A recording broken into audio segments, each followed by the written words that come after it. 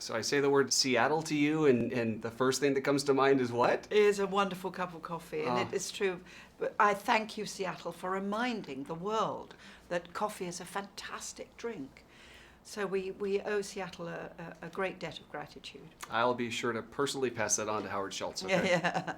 A lot of pictures of kids in this, reflecting back on children, obviously losing a child. Luckily, I still have my two little whippersnappers, but I just wanted to make sure that I got an Oscar winner's reaction. Oh my God. Oh, sweet. Not at all sure about Santa. Do you think I have to sit here? Do you think my daughter's going to hate me for that? Oh, she's screaming. That is fantastic. See? That's got to be your Christmas card for the next 20 years. And That's very we've gotten funny. so much mileage out of it since 2006. That's genius. I love your line in there about having the audience of one. Yes. Well, you know, I mean, that's a pretty desperate act, mind you. You know, I've played to an audience of about 12. That was humiliating in the But theatre. the audience of one, that'd be a different thing. Yeah. What was it like for you to be an actor acting as an actor?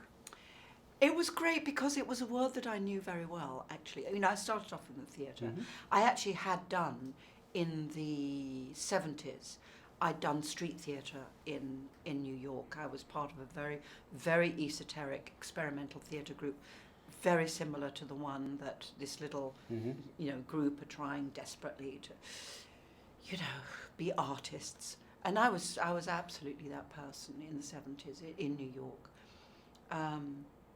So it was a milieu that I had actually experienced.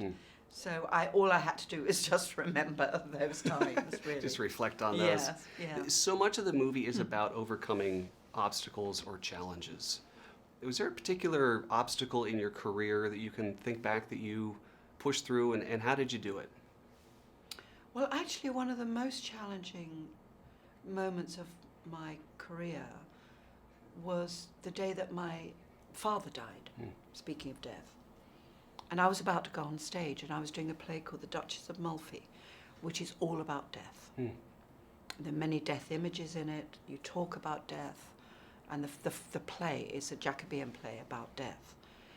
And I was just about to go on stage, literally 10 minutes. I was in my costume, makeup, ready to go on stage, and a phone call came, and they said, "Helen, there's a very urgent phone call from your mother."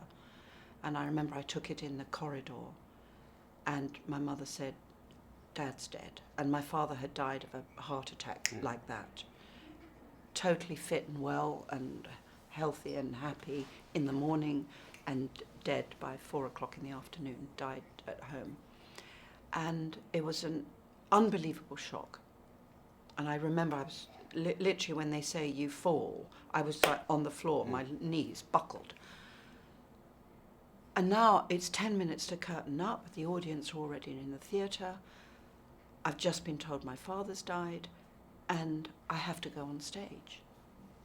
Or at least I have to make the choice between going on stage and fulfilling my responsibilities to the audience, or saying I have to go straight home to my mother. And I remember my mother said, do the show, it's come afterwards. And I went on stage and I did the show. And I never to this day know whether that was a good thing to do or a bad thing to do.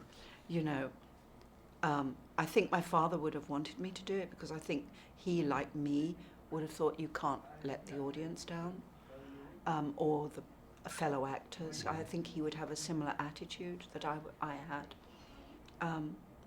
But that was very difficult. Thank you for sharing that. That was amazing. So good to see you. Thank you.